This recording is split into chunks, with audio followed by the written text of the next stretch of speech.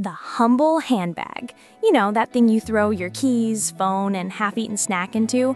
Well, it turns out these everyday essentials have a seriously fascinating history, evolving from basic pouches to bona fide fashion statements and cultural icons. So, when did handbags become more than just a way to haul your stuff around? Let's take a trip back in time. Imagine a world before pockets. Seriously, no pockets. That's where bags come in.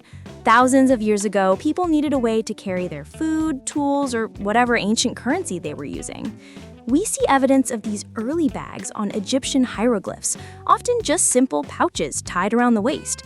Fast forward to medieval Europe, and both men and women were rocking girdle pouches on their belts for money, herbs, or even prayer beads. At this point, they were totally about function, but even then you can see the tiny seed of carrying your essentials with a bit of flair.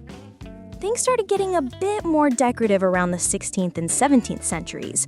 Ladies' dresses, bless their pocketless hearts, meant they needed somewhere to put their bits and bobs.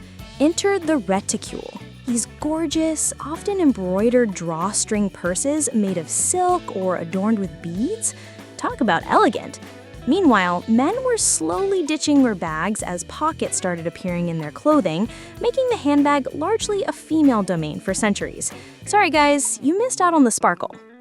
The 18th and 19th centuries saw even more evolution. As travel became a thing for more people, we started seeing bigger, more structured bags like the Gladstone bag. But for women, bags were still very much a fashion accessory. The Industrial Revolution also played a huge role, making it way easier and cheaper to produce stylish bags, so they weren't just for the super rich anymore. But here's where things really kick into high gear: the early 20th century. This is when handbags truly exploded into the fashion world. Brands like Hermes, Gucci, and Louis Vuitton saw the potential for these to be ultimate luxury items. And believe it or not, even World War I and II influenced handbag design. As women became more active in public life and the workforce, they needed practical, durable bags. Think shoulder straps and bigger compartments, reflecting massive shifts in social roles. After the wars, with a bit more prosperity, handbags went full glam again, embracing bold styles, gorgeous leathers, and those iconic logos we all recognize. The mid-20th century really cemented the handbag's place in pop culture. Who can forget the Kelly bag by Hermes, famously rocked by Grace Kelly, or Chanel's timeless quilted 2.55?